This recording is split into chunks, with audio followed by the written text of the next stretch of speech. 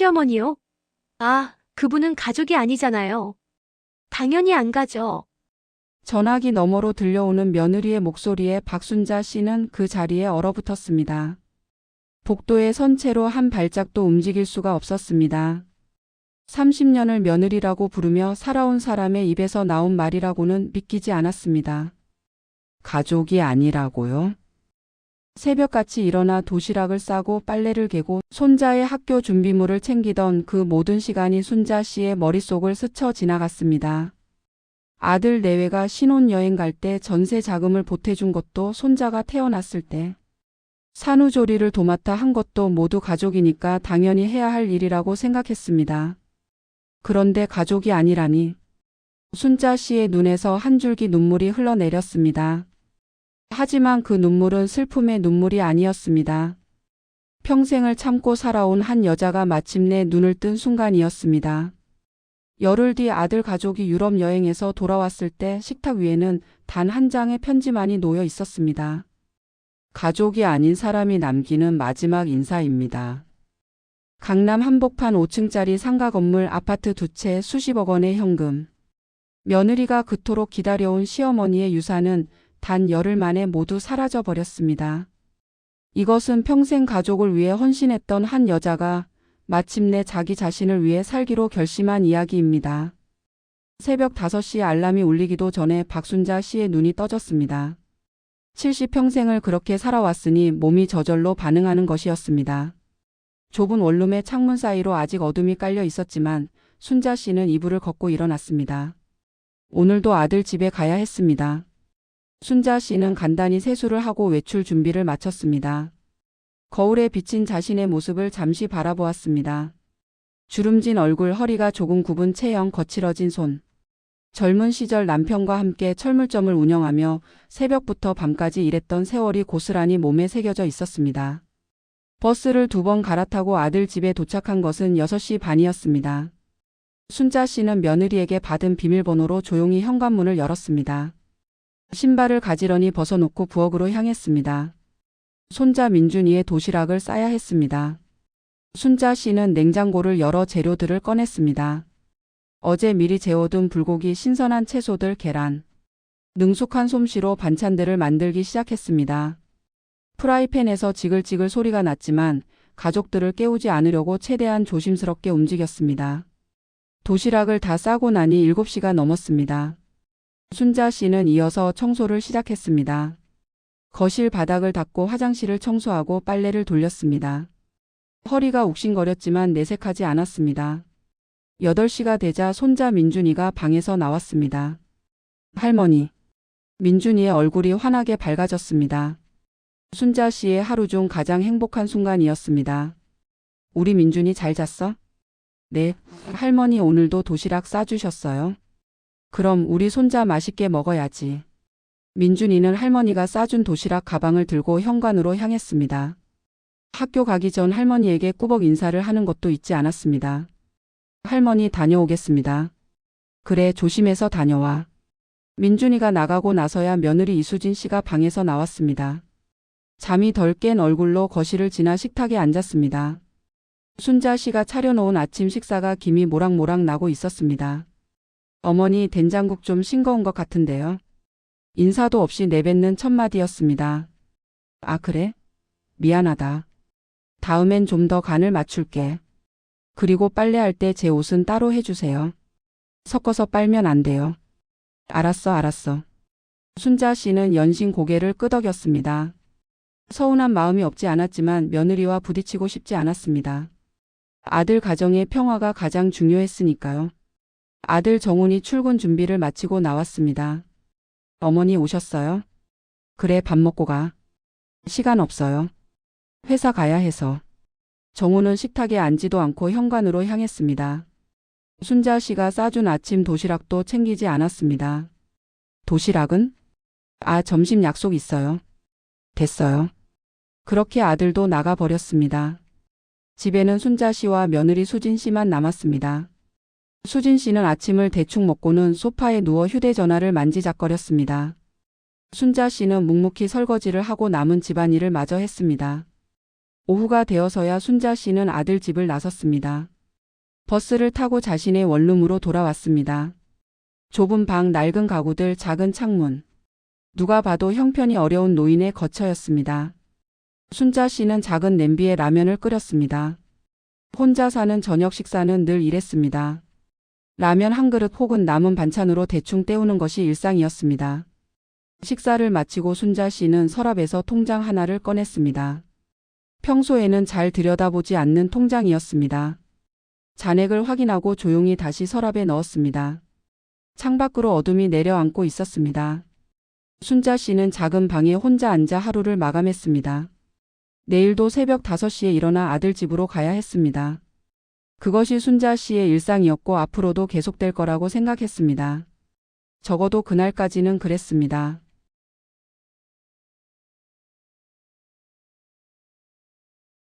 며칠 뒤 순자 씨는 여느 때처럼 아들 집에서 집안일을 하고 있었습니다. 거실 청소를 마치고 빨래를 개려던 참이었습니다. 그때 며느리 수진 씨의 목소리가 안방에서 들려왔습니다. 전화 통화를 하는 모양이었습니다. 순자 씨는 빨래를 들고 안방 앞 복도를 지나가다가 발걸음을 멈췄습니다. 문틈 사이로 수진 씨의 목소리가 또렷하게 들려왔습니다. 네, 그래서 이번 여행은 저희 세 식구만 가는 거예요. 유럽 열흘 코스로요. 여행사 직원과 통화하는 것 같았습니다. 순자 씨는 가던 길을 멈추지 말았어야 했습니다. 하지만 다음 순간 들려온 말에 그 자리에 얼어붙고 말았습니다. 시어머니요? 아, 그분은 가족이 아니잖아요. 당연히 안 가죠. 순자 씨의 손에서 빨랫감이 떨어졌습니다. 심장이 철렁 내려앉는 느낌이었습니다. 가족이 아니라고. 30년을 며느리라고 부르며 살아온 사람의 입에서 그런 말이 나오다니. 네네, 비즈니스 클래스로 새 좌석이요. 날짜는 다음 주 금요일로 해주세요. 수진 씨의 목소리는 밝고 경쾌했습니다. 방금 자신이 한 말이 얼마나 잔인한지 전혀 모르는 듯 했습니다. 아니, 어쩌면 알면서도 아무렇지 않은 것인지도 몰랐습니다. 순자 씨는 떨어진 빨랫감을 주워 들고 조용히 그 자리를 떠났습니다. 가슴이 터질 것 같았지만 아무렇지 않은 척해야 했습니다. 눈물이 핑 돌았지만 꾹 참았습니다. 그날 저녁 순자 씨는 집으로 돌아와 한참을 멍하니 앉아 있었습니다. 며느리의 말이 계속해서 머릿속을 맴돌았습니다. 가족이 아니잖아요. 순자 씨는 지난 세월을 되돌아보았습니다. 아들이 결혼할 때 전세 자금으로 2억 원을 보태주었습니다. 손자가 태어났을 때 산후조리를 도맡아 했습니다. 며느리가 직장 생활할 때 손자를 키워준 것도 자신이었습니다. 아들 내외가 더 넓은 집으로 이사할 때 또다시 돈을 보태주었습니다. 그 모든 것이 가족이니까 당연히 해야 할 일이라고 생각했습니다. 하지만 며느리에게 자신은 가족도 아니었던 것입니다. 순자 씨는 휴대전화를 꺼내 오랜 친구 김말순 씨에게 전화를 걸었습니다. 신호음이 2번 울리고 말순 씨의 목소리가 들려왔습니다. 순자야. 웬일이야 이 밤에? 말순아, 나 좀 이야기할 사람이 필요해서. 순자 씨의 목소리가 떨렸습니다. 말순 씨는 금세 심상치 않음을 눈치챘습니다. 왜? 무슨 일 있어? 순자 씨는 오늘 들은 이야기를 털어놓았습니다. 며느리가 한 말 가족이 아니라는 그 말. 이야기하는 동안 참았던 눈물이 결국 흘러내렸습니다. 말순 씨는 한참을 듣고 나서 한숨을 내쉬었습니다. 순자야, 내가 그 집에 얼마나 쏟아부은 건지 알기나 해? 뭘 쏟아부어? 그냥 당연히 해야 할 일 한 거지. 당연하긴 뭐가 당연해. 돈도 돈이지만 내 시간, 내 노력, 내 마음을 다 바쳤잖아. 순자 씨는 아무 말도 하지 못했습니다. 근데 순자야, 나 진짜 궁금한 게 있어. 뭔데? 너 재산이 얼마나 돼? 순자 씨는 잠시 망설였습니다. 평생 재산 이야기를 남에게 한 적이 없었습니다. 아들에게도 정확한 규모를 말해준 적이 없었습니다. 왜 그걸 물어? 그냥 궁금해서. 내 며느리가 너한테 왜 그렇게 구는지 이해가 안 가거든. 순자 씨는 긴 침묵 끝에 입을 열었습니다. 강남에 상가 건물 하나 있어. 5층짜리. 뭐? 그리고 아파트 2채. 하나는 강남, 하나는 송파. 말순 씨의 입에서 헛웃음이 나왔습니다. 야, 그러면 너 몇십억은 있는 거 아니야? 대충 합치면 한 500억 정도 될 거야. 현금 자산까지 포함하면. 전화기 너머에서 말순 씨가 숨을 헉 들이마시는 소리가 들렸습니다. 순자야, 너 미쳤어? 그 돈 있으면서 왜 그 좁은 원룸에서 살아? 왜 매일 며느리 집에 가서 종살이를 해? 종살이가 뭐야? 그냥 아들 가족 도와주는 거지. 도와주는 거? 순자야, 정신 차려. 내 며느리가 너한테 잘해주는 거 있어? 순자 씨는 대답하지 못했습니다. 없잖아. 걔가 너한테 잘하는 건 하나도 없으면서 넌 평생 모은 재산 들고 그 집에 헌신하고 있는 거야. 근데 걔 입에서 가족이 아니라는 말이 나와? 말순 씨의 목소리가 점점 격앙되었습니다. 순자야, 내가 볼 땐 그 며느리가 노리는 게 딱 하나야. 뭔데? 내 재산. 내가 죽기만 기다리는 거야. 네 재산 다 아들한테 가면 자기 거 되니까. 순자 씨의 가슴이 서늘해졌습니다. 인정하고 싶지 않았지만 말순 씨의 말이 틀리지 않다는 것을 알고 있었습니다. 그래서 네가 지금 어떻게 할 건데? 순자 씨는 창밖을 바라보았습니다. 어두운 밤하늘에 별 하나 보이지 않았습니다. 모르겠어. 아직은. 순자야, 한 가지만 기억해. 네 재산은 네가 번 거야. 네 마음대로 할 권리가 있어. 그날 밤 순자 씨는 잠을 이루지 못했습니다. 며느리의 말, 친구의 말이 머릿속에서 뒤섞였습니다. 천장을 바라보며 평생을 되돌아보았습니다. 남편과 함께 작은 철물점을 시작했던 젊은 시절. 새벽부터 밤까지 일하며 한 푼 두 푼 모았던 세월. 그렇게 모은 돈으로 가게를 늘리고 건물을 사고 여기까지 온 것이었습니다. 남편이 세상을 떠난 뒤에도 혼자서 재산을 불려왔습니다. 그 모든 것을 아들 가족에게 물려줄 생각이었습니다. 그것이 부모의 도리라고 생각했습니다. 하지만 가족이 아닌 사람의 도리는 무엇인지 순자 씨는 알지 못했습니다. 며느리의 말이 다시 한번 귓가에 맴돌았습니다. 가족이 아니잖아요. 순자 씨의 눈에서 또다시 눈물이 흘러내렸습니다. 하지만 이번에는 슬픔만이 아니었습니다. 그 눈물 속에는 무언가 다른 것이 섞여 있었습니다. 분노, 그리고 결심. 다음 날 순자 씨는 아들 집에 가지 않았습니다. 그 다음 날도 가지 않았습니다. 아프다는 핑계를 대기로 했습니다. 실제로 아픈 것은 아니었지만 며느리의 본심을 더 확인해보고 싶었습니다. 사흘이 지났습니다.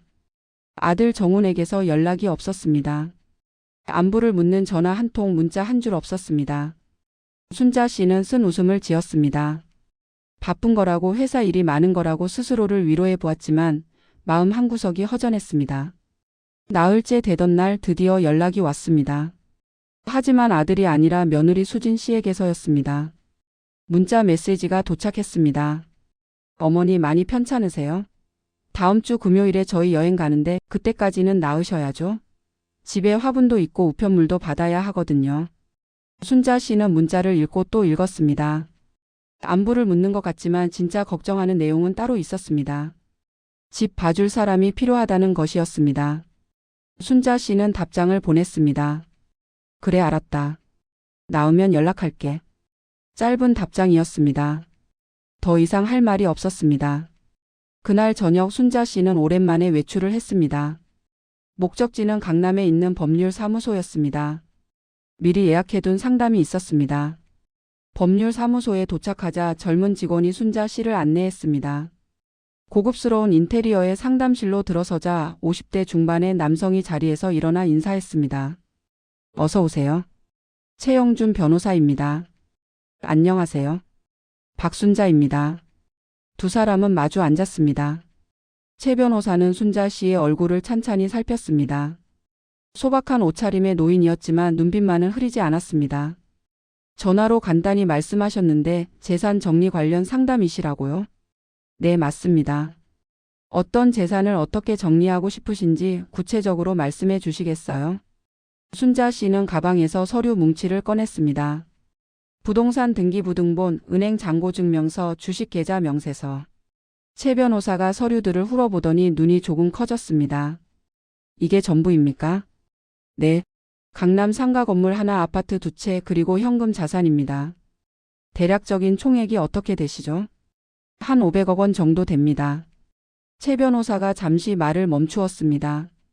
눈앞의 소박한 노인과 서류에 적힌 숫자 사이의 괴리가 컸습니다. 실례지만 이 재산을 어떻게 정리하실 계획이신지요? 순자 씨는 담담하게 말했습니다. 전부 처분하려고요. 전부요? 네. 상가 건물도 팔고 아파트도 팔고 현금으로 만들 겁니다. 최 변호사가 볼펜을 내려놓았습니다. 혹시 이 재산을 자녀분에게 상속하실 계획은 없으신 건가요? 없습니다. 단호한 대답이었습니다. 최 변호사가 조심스럽게 물었습니다. 신뢰가 안 된다면 이유를 여쭤봐도 될까요? 상속 계획을 세우시는 게 일반적인데. 순자 씨는 잠시 창밖을 바라보았습니다. 강남의 빌딩 숲이 눈에 들어왔습니다. 변호사님, 가족이 뭐라고 생각하세요? 뜻밖의 질문에 최 변호사가 어리둥절한 표정을 지었습니다. 가족이요? 네, 저한테는 아들이 하나 있어요. 며느리도 있고 손자도 있고요. 그런데 며느리가 그러더라고요. 저는 가족이 아니래요. 최 변호사가 말없이 순자 씨를 바라보았습니다. 30년을 며느리라고 부르고 손자 낳고 키우는 거 도와주고 돈도 대주고 그렇게 살았는데 가족이 아니래요. 순자 씨의 목소리는 담담했지만 그 안에 담긴 감정은 깊었습니다. 그래서 생각했어요. 가족이 아닌 사람이 왜 가족한테 재산을 물려줘야 하나? 내 재산은 내가 번 거예요. 남편이랑 같이 새벽부터 밤까지 일해서 모은 돈이에요. 그걸 왜 나를 가족으로 안 보는 사람한테 줘야 하죠? 최 변호사가 고개를 끄덕였습니다. 어머님 마음 이해합니다. 법적으로 어머님 재산은 어머님 마음대로 처분하실 수 있습니다. 자녀에게 반드시 상속해야 할 의무는 없어요. 그럼 진행해 주세요. 구체적으로 어떻게 처분하실 생각이신지요? 순자 씨는 미리 적어온 메모를 꺼냈습니다. 상가 건물하고 아파트는 전부 매각해 주세요. 그리고 그 돈으로 몇 가지를 할 겁니다. 말씀해 주세요. 첫째, 손자 민준이 이름으로 교육비 신탁을 만들고 싶어요. 대학 졸업할 때까지 학비랑 생활비로 쓸 수 있게요.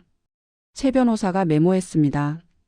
둘째, 제 노후를 위한 요양원 입소 비용을 마련할 겁니다. 좋은 대로요. 네. 셋째, 남는 돈은 기부하려고요. 불우이웃돕기나 장학재단 같은데. 아드님에게는요? 순자 씨가 잠시 멈추었습니다. 1,000만 원만 남길게요. 1,000만 원이요? 네. 그것도 아까운 거지만 그래도 내가 낳은 자식이니까. 밥값이라고 생각하려고요. 최 변호사가 볼펜을 내려놓고 순자 씨를 똑바로 바라보았습니다. 어머님, 정말 괜찮으시겠습니까? 이 결정을 내리시면 되돌리기 어렵습니다. 순자 씨는 흔들림 없이 대답했습니다. 괜찮아요. 내 재산은 내가 번 거예요. 내 마음대로 할 권리가 있어요. 최 변호사가 고개를 끄덕였습니다. 알겠습니다. 그러면 다음 주부터 본격적으로 진행하겠습니다. 아드님 가족이 여행 가시는 동안 처리하시겠다는 말씀이시죠?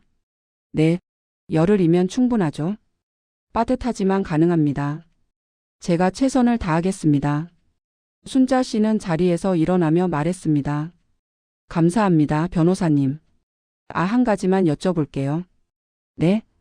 아드님께 미리 알리지 않으셔도 됩니까? 순자 씨는 출입문을 향해 걸어가다가 잠시 멈추었습니다. 뒤돌아보지 않고 대답했습니다. 알 필요 없어요. 저는 가족이 아니래잖아요. 그렇게 말하고 순자 씨는 법률사무소를 나섰습니다. 바깥에는 늦은 오후에 햇살이 내리쬐고 있었습니다. 순자 씨는 깊은 숨을 들이마셨습니다. 결심은 끝났습니다. 이제 실행만 남았습니다. 드디어 금요일이 되었습니다. 아들 가족이 유럽 여행을 떠나는 날이었습니다. 순자 씨는 아침 일찍 아들 집으로 갔습니다. 현관문을 열자 거실에는 커다란 여행 가방 3개가 나란히 놓여 있었습니다. 수진 씨가 화장을 마치고 거실로 나왔습니다. 어머니 오셨어요? 그래. 잘 다녀와라. 수진 씨는 거울을 보며 귀걸이를 매만졌습니다. 명품 브랜드의 옷과 가방, 반짝이는 액세서리. 여행 준비에 한껏 들뜬 모습이었습니다. 어머니, 화분에 물 주시는 거 잊지 마시고요. 이틀에 한 번씩이에요. 알았어. 그리고 우편물 오면 받아주시고 택배도 좀 봐주세요. 제가 주문한 게 있거든요. 그래. 수진 씨는 당연하다는 듯이 지시사항을 늘어놓았습니다. 순자 씨는 묵묵히 고개를 끄덕였습니다. 아들 정훈이 방에서 나왔습니다. 어머니 와 계셨어요? 감사합니다. 그래. 잘 다녀와. 정우는 어머니에게 어색하게 인사했습니다. 제대로 된 포옹 한 번 없이 여행 가방을 들고 현관으로 향했습니다. 손자 민준이가 마지막으로 방에서 나왔습니다. 민준이는 할머니를 보자 달려와 안겼습니다. 할머니 다녀올게요. 그래, 우리 민준이 재밌게 놀다 와. 할머니도 건강하게 계세요. 맛있는 거 드시고요. 민준이의 말에 순자 씨의 눈시울이 뜨거워졌습니다. 이 아이만은 진심이었습니다. 할머니를 진짜 가족으로 여기는 유일한 사람이었습니다. 갈게요. 어머니 집 잘 부탁드려요. 수진 씨가 문을 열며 말했습니다. 감사하다는 말도 미안하다는 말도 없었습니다.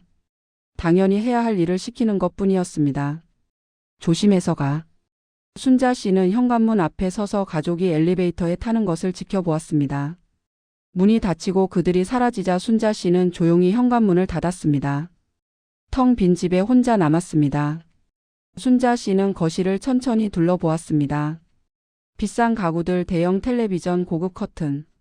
이 집에 들어간 돈 중 상당 부분이 자신의 주머니에서 나왔습니다. 하지만 자신은 이 집의 주인이 아니었습니다. 집을 봐주는 사람, 청소하고 빨래하는 사람, 그저 그런 존재였습니다. 순자 씨는 휴대전화를 꺼내 최 변호사에게 전화를 걸었습니다. 변호사님, 저예요. 박순자입니다. 네, 어머님. 가족분들 출발하셨나요? 네, 방금 떠났어요. 알겠습니다. 그러면 오늘부터 본격적으로 진행하겠습니다. 부탁드립니다. 전화를 끊고 순자 씨는 집을 나섰습니다. 첫 번째 목적지는 부동산 중개사무소였습니다. 강남의 부동산 중개사무소에 도착하자 사장이 반갑게 맞이했습니다. 최 변호사가 미리 연락을 해둔 모양이었습니다. 어서 오세요. 박순자 어르신이시죠? 말씀 많이 들었습니다. 네, 왔어요. 상가 건물 매각건으로 오셨다고요. 좋은 물건이시네요. 위치도 좋고 임대 수익도 안정적이고. 네, 좋은 가격에 팔아주세요. 부동산 사장이 자료를 펼쳐 보였습니다. 지금 시세로 이 정도 가격이 적당할 것 같습니다. 급매로 내시면 좀 낮아지겠지만 열흘 안에 계약까지 원하신다고 하셔서. 괜찮아요. 조금 낮아도 빨리 처리해 주세요. 알겠습니다. 마침 이 건물에 관심 있어 하시는 분이 계셔서 연락해 보겠습니다. 첫째 날이 그렇게 지나갔습니다. 둘째 날 순자 씨는 또 다른 부동산 중개사무소를 찾았습니다. 이번에는 아파트 매각건이었습니다. 두 채의 아파트, 하나는 강남 삼성동에, 다른 하나는 송파구 잠실에 있었습니다. 두 채 다 매각하실 건가요? 네, 좋은 물건들이네요. 이것도 빠른 시일 내에 처리 원하신다고요? 열흘 안에요. 부동산 사장이 고개를 끄덕였습니다. 쉽지는 않지만 해보겠습니다. 요즘 급매 찾는 분들 많거든요. 셋째 날 순자 씨는 은행을 방문했습니다. 예금과 적금을 정리하고 주식 계좌도 정리했습니다. 은행 직원이 놀란 표정으로 물었습니다. 어르신, 이렇게 큰 금액을 한꺼번에 정리하시면 불편하실 텐데요. 괜찮아요. 내 돈인데 내가 정리하는 거지요. 넷째 날 상가 건물 매수자가 나타났습니다. 큰 회사를 운영하는 사업가였습니다. 계약금을 바로 입금하겠다며 계약서에 도장을 찍었습니다. 좋은 건물 감사합니다. 잘 쓰겠습니다. 순자 씨는 담담하게 고개를 끄덕였습니다. 남편과 함께 피땀 흘려 일해서 산 건물이었습니다. 그 건물이 남의 손에 넘어가는 순간 복잡한 감정이 밀려왔습니다. 하지만 후회는 없었습니다. 다섯째 날, 여섯째 날, 일곱째 날. 하루하루가 빠르게 지나갔습니다. 아파트 두 채도 매수자가 나타나 계약이 진행되었습니다. 최 변호사는 밤낮 없이 일하며 서류를 처리했습니다. 어머님, 거의 다 됐습니다. 잔금까지 모두 입금되면 연락드리겠습니다. 수고하셨어요, 변호사님. 여덟째 날 순자 씨는 신탁회사를 방문했습니다. 손자 민준이의 교육비 신탁을 설정하기 위해서였습니다. 손자분 이름으로 신탁을 설정하시는 거죠? 네. 대학교 졸업할 때까지 학비와 생활비로 쓸 수 있게 해주세요.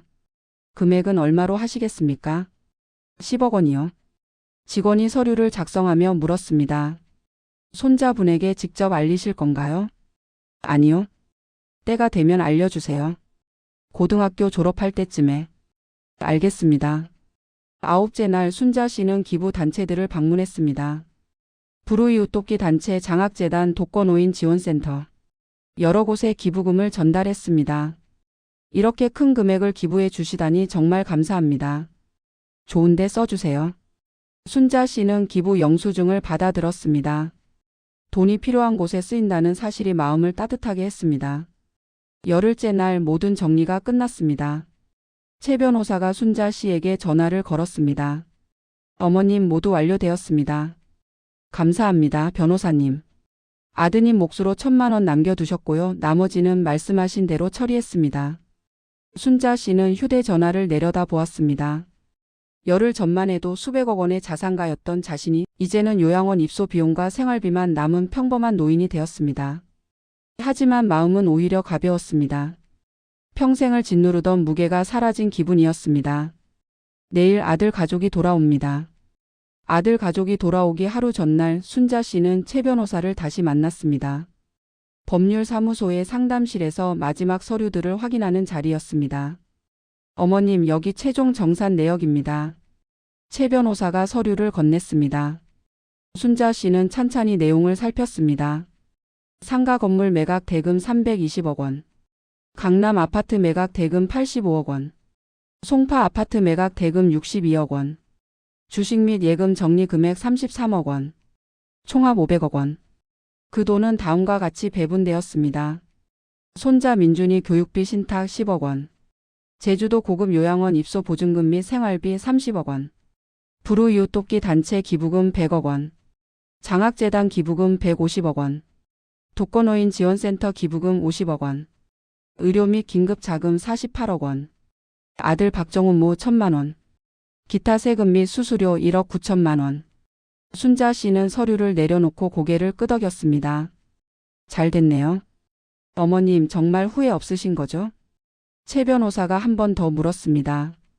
순자 씨는 담담하게 대답했습니다. 후회 없어요. 이게 맞는 거예요. 알겠습니다.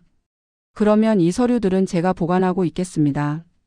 나중에 아드님이 찾아오시면 법적으로 문제 없다고 설명해 드리겠습니다. 부탁드려요. 순자 씨는 법률사무소를 나섰습니다. 점심때가 조금 지난 시간이었습니다. 강남 거리를 걸으며 순자 씨는 문득 허기를 느꼈습니다. 근처 식당에 들어가 된장찌개 100반을 주문했습니다. 혼자 밥을 먹으며 창밖을 바라보았습니다. 지나가는 사람들, 달리는 자동차들, 높이 솟은 빌딩들. 평생을 이 도시에서 살았습니다. 남편과 함께 작은 철물점을 시작해서 여기까지 왔습니다. 밥을 다 먹고 순자 씨는 휴대전화를 꺼냈습니다. 오랜 친구 말순 씨에게 전화를 걸었습니다. 여보세요? 말순아, 나야. 순자야. 어떻게 됐어? 다 끝났어. 전화기 너머에서 말순 씨가 숨을 들이마시는 소리가 들렸습니다. 진짜로? 다 정리했어? 응. 건물도 팔고 아파트도 팔고 다 처분했어. 야, 순자야. 너 진짜 대단하다. 대단할 거 없어. 내 돈 내가 쓰는 거지. 말순 씨가 웃음을 터뜨렸습니다. 그래, 내 돈이지. 내가 번 돈이지. 잘했어. 고마워, 말순아. 내가 눈 좀 뜨게 해줘서. 뭘 내가? 너 스스로 결정한 거야. 순자 씨는 잠시 말을 멈추었다가 입을 열었습니다. 나 내일 제주도 내려가. 제주도? 응. 거기 요양원에서 살기로 했어. 바다 보이는 방이래. 말순 씨의 목소리가 밝아졌습니다. 야, 잘됐다. 너 이제 편하게 살아. 평생 고생만 했잖아. 그러려고. 이제 나도 좀 나를 위해 살아보려고. 잘 생각했어. 가끔 전화해. 영상통화도 하고. 그래, 그러자. 전화를 끊고 순자 씨는 식당을 나섰습니다. 오후 햇살이 따뜻했습니다. 순자 씨는 천천히 걸으며 서울 거리를 눈에 담았습니다. 내일이면 이 도시를 떠날 테니까요. 저녁이 되어 순자 씨는 자신의 원룸으로 돌아왔습니다. 좁은 방이었지만 오래 살았던 곳이라 정이 들어 있었습니다. 순자 씨는 짐을 꾸리기 시작했습니다. 가져갈 것은 많지 않았습니다. 옷 몇 벌, 사진 몇 장, 소중한 물건 몇 가지. 짐을 꾸리다가 서랍 깊숙이에서 오래된 사진첩을 발견했습니다. 남편과 함께 찍은 사진들이었습니다. 젊은 시절 철물점 앞에서 찍은 사진, 아들이 태어났을 때 병원에서 찍은 사진, 가족 여행에서 찍은 사진. 순자 씨는 사진첩을 넘기며 한참을 바라보았습니다. 남편은 15년 전에 세상을 떠났습니다. 그 후로 혼자서 재산을 관리하고 아들 가족을 도우며 살아왔습니다. 남편이 살아 있었다면 뭐라고 했을까요? 여보, 잘하는 거 맞지? 순자 씨는 남편 사진을 보며 중얼거렸습니다. 대답은 없었지만 어딘가에서 남편이 고개를 끄덕이는 것 같았습니다. 사진첩을 가방에 넣고 순자 씨는 마지막으로 방을 둘러보았습니다. 작은 원룸, 낡은 가구들, 오래된 추억들. 이제 이곳을 떠날 시간이었습니다. 다음 날 아침 순자 씨는 일찍 일어났습니다. 짐을 챙기고 원룸을 나섰습니다. 집주인에게 미리 연락해 보증금 정산을 마쳤습니다. 공항으로 가기 전에 한 곳을 들러야 했습니다. 아들 집이었습니다. 순자 씨는 아들 집 앞에 도착했습니다. 비밀번호를 눌러 현관문을 열었습니다. 텅 빈 집은 조용했습니다. 아들 가족은 오후에 도착할 예정이었습니다. 순자 씨는 거실을 천천히 걸었습니다. 손자 민준이의 어린 시절 사진이 벽에 걸려 있었습니다. 처음 걸음마를 했을 때 유치원 입학식, 초등학교 졸업식. 모든 순간을 함께했던 기억이 떠올랐습니다. 순자 씨는 가방에서 편지 한 통을 꺼냈습니다. 어젯밤 정성껏 쓴 편지였습니다. 식탁 위에 편지를 올려놓았습니다. 잠시 서서 편지를 내려다 보았습니다. 이것이 자신이 이 집에 남기는 마지막 흔적이 될 것입니다. 순자 씨는 한 번 더 집 안을 둘러보았습니다. 거실, 부엌, 복도. 30년간 드나들었던 공간이었습니다. 이제 다시 올 일은 없을 것입니다. 현관문을 열고 나서며 순자 씨는 뒤를 돌아보았습니다. 잘 살아라. 작게 중얼거리고 문을 닫았습니다. 순자 씨는 공항으로 향했습니다. 제주행 비행기가 기다리고 있었습니다. 새로운 삶이 기다리고 있었습니다. 비행기가 이륙하는 순간 순자 씨는 창밖으로 점점 작아지는 서울을 바라보았습니다. 70년을 살았던 도시가 구름 속으로 사라져 갔습니다. 이제 진짜 자신만의 인생이 시작되는 것이었습니다. 제주도에 도착한 순자 씨는 공항에서 요양원 차량을 탔습니다. 창밖으로 제주의 풍경이 펼쳐졌습니다. 푸른 바다, 검은 현무암 돌담, 감귤밭. 서울과는 전혀 다른 세상이었습니다. 요양원은 해안가 언덕 위에 자리 잡고 있었습니다. 하얀 건물이 푸른 하늘과 어우러져 그림처럼 아름다웠습니다. 차에서 내린 순자 씨는 잠시 멈춰 서서 바다를 바라보았습니다. 탁 트인 수평선이 가슴까지 시원하게 해주는 것 같았습니다. 박순자 어르신이시죠? 어서 오세요. 요양원 원장이 직접 나와 인사했습니다. 50대 초반의 단아한 여성이었습니다. 네, 왔습니다. 방 안내해 드릴게요. 바다 보이는 방으로 준비해 뒀어요. 원장의 안내를 따라 순자 씨는 건물 안으로 들어갔습니다. 로비는 깨끗하고 밝았습니다. 곳곳에 화분이 놓여 있고 큰 창문으로 햇살이 쏟아져 들어왔습니다. 엘리베이터를 타고 3층에 도착했습니다. 복도를 따라 걸어 맨 끝 방에 다다랐습니다. 원장이 문을 열자 순자 씨의 입에서 탄성이 나왔습니다. 방은 넓고 쾌적했습니다. 큰 침대, 편안한 소파, 작은 탁자. 그리고 무엇보다 창문 너머로 펼쳐진 바다가 눈에 들어왔습니다. 끝없이 이어지는 푸른 바다, 하얀 파도, 맑은 하늘. 마음에 드세요? 네, 너무 좋아요. 순자 씨는 창가로 다가가 한참을 바다를 바라보았습니다. 가슴이 뭉클해졌습니다. 평생 일만 하며 살았습니다. 이렇게 아름다운 풍경을 바라보며 쉴 수 있다는 것이 꿈만 같았습니다. 짐 푸시고 쉬세요. 저녁 식사는 6시예요. 식당에서 뵐게요. 원장이 나가고 순자 씨는 방에 혼자 남았습니다. 가방을 풀고 옷을 정리했습니다. 남편 사진을 탁자 위에 올려놓았습니다. 여보, 우리 여기서 같이 살자. 여기 바다가 정말 예뻐. 순자 씨는 사진 속 남편에게 말을 걸었습니다. 눈시울이 뜨거워졌지만 눈물은 흘리지 않았습니다. 슬픈 눈물이 아니라 감사의 눈물이었습니다. 저녁 식사를 마치고 방으로 돌아온 순자 씨는 발코니에 앉아 밤바다를 바라보았습니다. 달빛이 바다 위에 은빛길을 만들고 있었습니다. 파도 소리가 잔잔하게 들려왔습니다. 그때 휴대전화가 울렸습니다. 화면을 보니 아들 정훈이었습니다. 드디어 연락이 온 것이었습니다. 순자 씨는 전화를 받지 않았습니다. 벨소리가 멈출 때까지 그대로 두었습니다. 잠시 후 다시 전화가 왔습니다. 이번에도 받지 않았습니다. 세 번째 전화가 왔을 때 순자 씨는 휴대전화 전원을 껐습니다. 오늘은 아무 말도 하고 싶지 않았습니다. 내일은 또 어떻게 될지 모르지만 적어도 오늘 밤만큼은 평화롭게 보내고 싶었습니다. 순자 씨는 눈을 감고 파도 소리에 귀를 기울였습니다. 마음이 고요해졌습니다. 잠시 후 순자 씨는 방으로 들어와 침대에 누웠습니다. 오랜만에 편안한 잠이 들었습니다. 같은 시각 서울에서는 난리가 나고 있었습니다. 아들 가족이 여행에서 돌아온 것은 오후 4시였습니다. 인천공항에서 집까지 택시로 이동하는 동안 모두 피곤해 지쳐 있었습니다. 열흘간의 유럽 여행이 즐거웠지만 체력적으로 힘들었던 것입니다. 집에 도착한 수진 씨가 먼저 현관문을 열었습니다. 여행 가방을 끌고 들어서며 거실을 둘러보았습니다. 어머니 안 계시네? 아직 안 오셨나?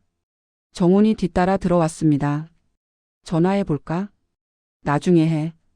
피곤해 죽겠어. 수진 씨는 소파에 털썩 앉았습니다. 그때 식탁 위에 놓인 봉투가 눈에 들어왔습니다.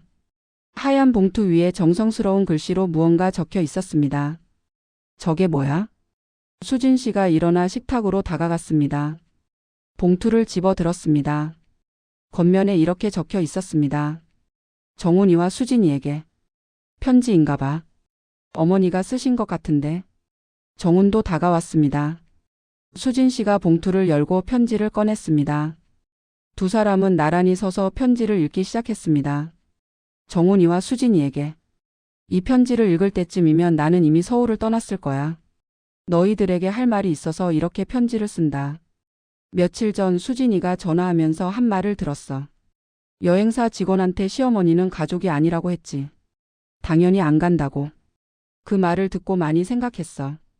30년을 가족이라고 생각하며 살았는데 나는 가족이 아니었구나 싶더라. 그래서 결정했어. 가족이 아닌 사람으로서 마지막 인사를 남기기로. 내 재산은 내가 처분했어. 강남 상가 건물 아파트 2채 현금 자산 전부.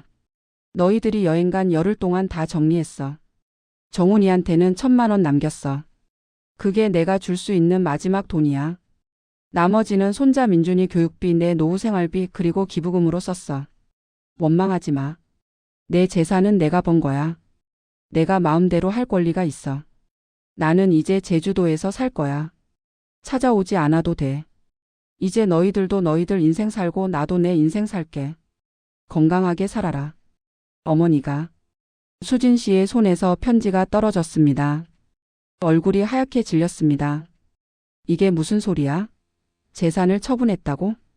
정훈도 멍한 표정으로 서 있었습니다. 편지 내용이 믿기지 않았습니다. 어머니한테 전화해봐. 수진 씨가 소리쳤습니다. 정훈은 부랴부랴 휴대전화를 꺼내 어머니에게 전화를 걸었습니다. 하지만 전화는 연결되지 않았습니다. 전원이 꺼져 있다는 안내 멘트만 들려왔습니다. 안 받아. 뭐? 왜 안 받아? 수진 씨가 바닥에 떨어진 편지를 다시 집어 들었습니다. 손이 부들부들 떨렸습니다. 500억이 어디로 간 거야? 어머니가 미쳤어? 정훈은 아무 말도 하지 못했습니다.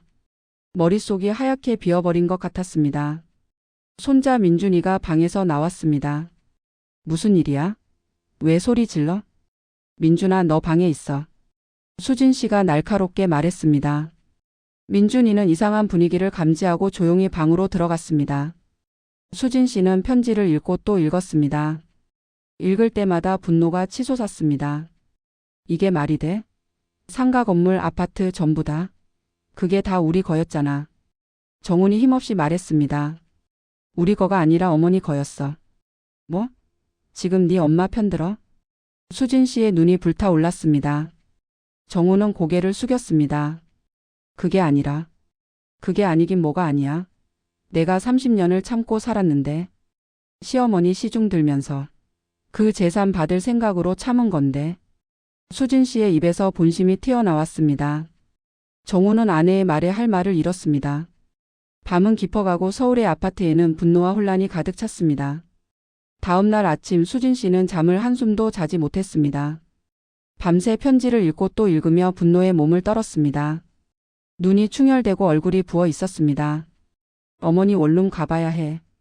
수진 씨가 정훈에게 말했습니다. 정훈은 피곤한 얼굴로 고개를 끄덕였습니다. 두 사람은 순자 씨가 살던 원룸으로 향했습니다. 좁은 골목길을 지나 낡은 건물 앞에 도착했습니다.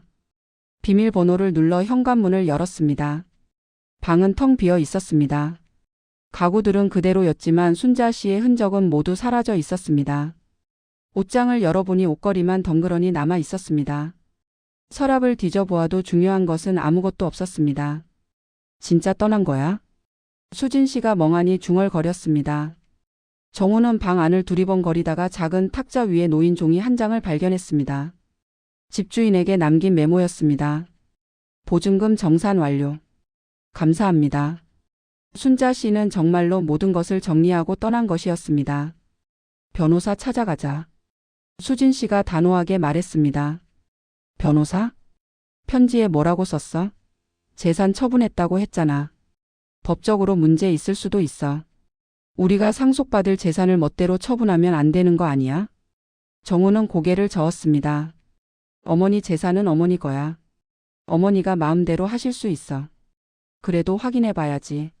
어디 변호사한테 갔는지 알아내야 해. 수진 씨는 휴대전화를 꺼내 인터넷을 뒤지기 시작했습니다. 순자 씨가 최근에 연락했을 만한 법률사무소를 찾아보았습니다.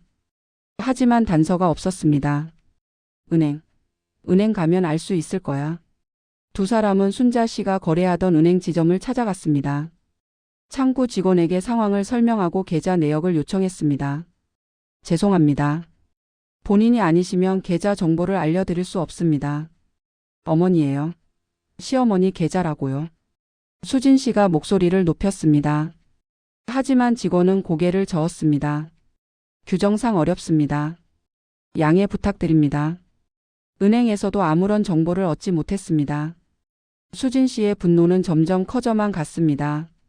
그때 정훈의 휴대전화에 문자 메시지가 도착했습니다. 모르는 번호였습니다. 안녕하십니까? 법무법인 정의 최영준 변호사입니다. 어머님 박순자 씨의 의뢰로 연락드립니다.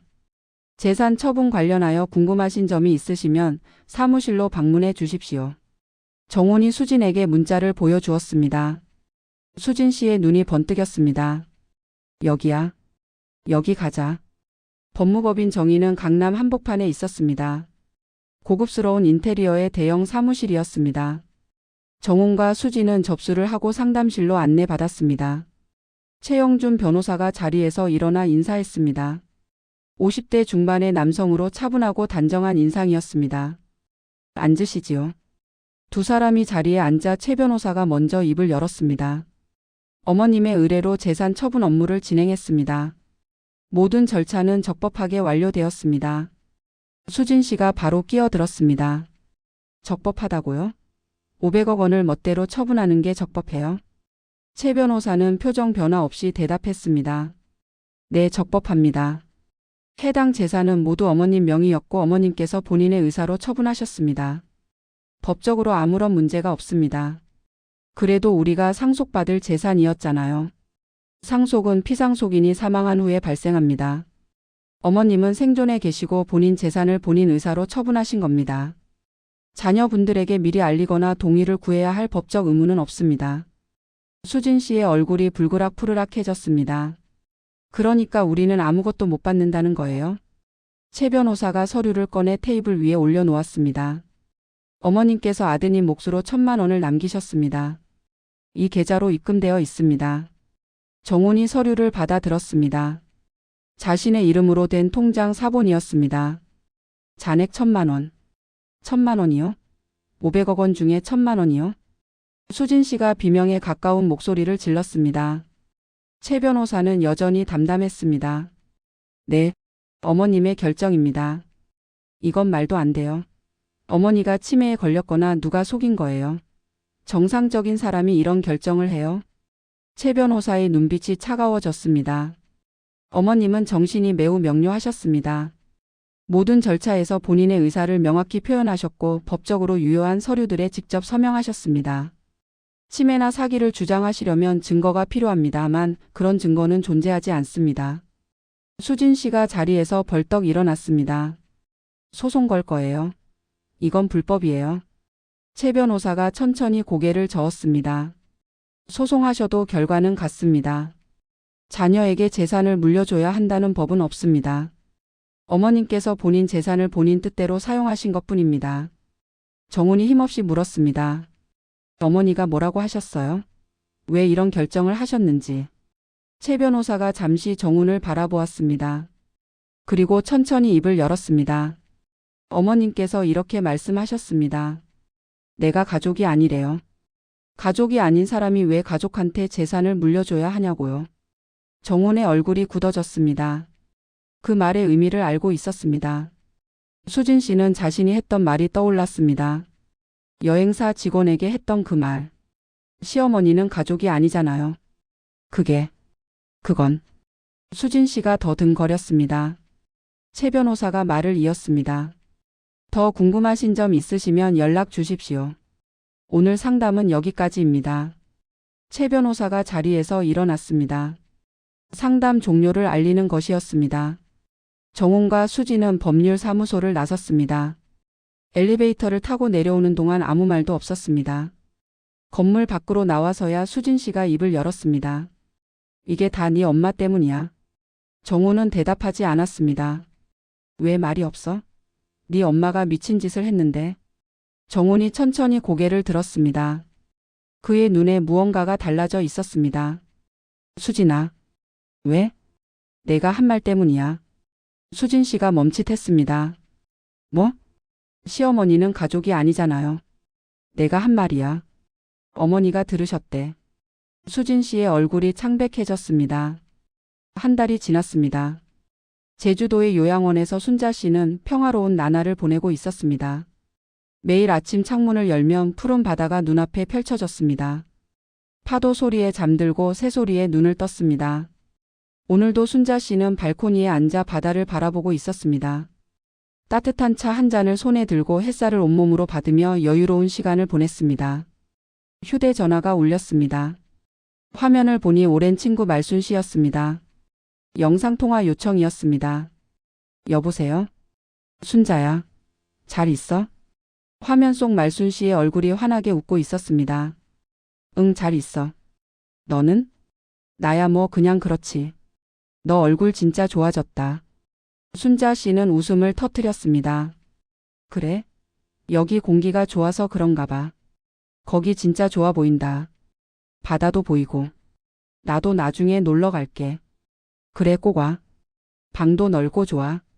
두 사람은 한참을 이야기꽃을 피웠습니다.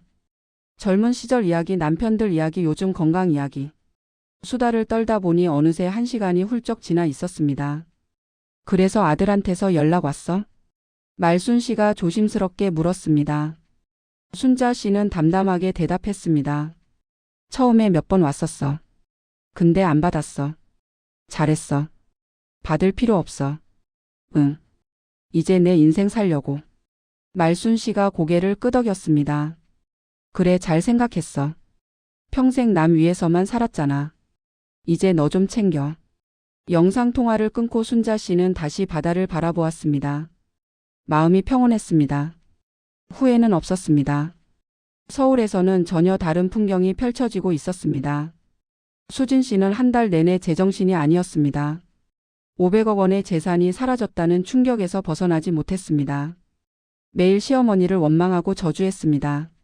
미친 노인네? 어떻게 그럴 수 있어? 거실에서 수진 씨의 고함 소리가 울려 퍼졌습니다. 정우는 소파에 앉아 고개를 숙인 채 아무 말도 하지 못했습니다. 당신은 왜 가만히 있어? 당신 엄마잖아. 가서 따져야지. 따져서 뭐가 달라져? 이미 다 처분됐는데. 그래도 그냥 이대로 끝낼 수는 없잖아. 수진 씨의 눈에 광기가 서려 있었습니다. 정우는 그런 아내를 물끄러미 바라보았습니다. 수진아. 왜? 너 지금 무슨 생각하고 있는지 알아? 뭐? 정훈이 천천히 입을 열었습니다. 어머니 재산 없어진 거 솔직히 말해서 내가 자초한 거야. 수진 씨의 얼굴이 일그러졌습니다. 뭐라고? 내가 뭘 어떻게 했는데? 시어머니는 가족이 아니잖아요. 내가 한 말이야. 그게 뭐가 어때서? 사실이잖아. 시어머니가 무슨 가족이야. 정훈이 자리에서 일어났습니다. 그의 눈에 결심이 담겨 있었습니다. 어머니는 평생 우리 가족을 위해 사셨어. 새벽부터 일어나서 밥 해주시고 청소하시고 빨래하시고. 민준이 어렸을 때 누가 키웠어? 어머니야. 우리가 힘들 때 돈 보태준 것도 어머니고. 그게 다 자기 손자니까 한 거지. 나한테 잘해준 건 아니잖아. 어머니가 너한테 뭘 잘못했는데? 어머니가 너한테 함부로 한 적 있어? 구박한 적 있어? 수진 씨가 말문이 막혔습니다. 없잖아. 어머니는 평생 참고 사셨어. 내가 퉁명스럽게 대해도 밥상 차려줘도 고맙다는 말 한마디 안 해도 다 참으셨어. 그런 분한테 내가 한 말이 뭐야? 가족이 아니래. 당연히 안 간대.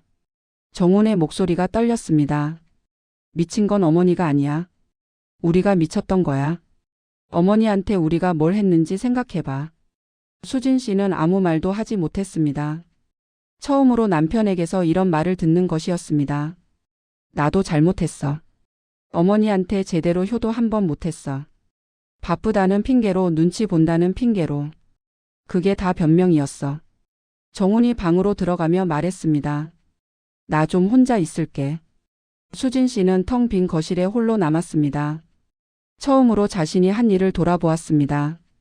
하지만 이미 늦었습니다.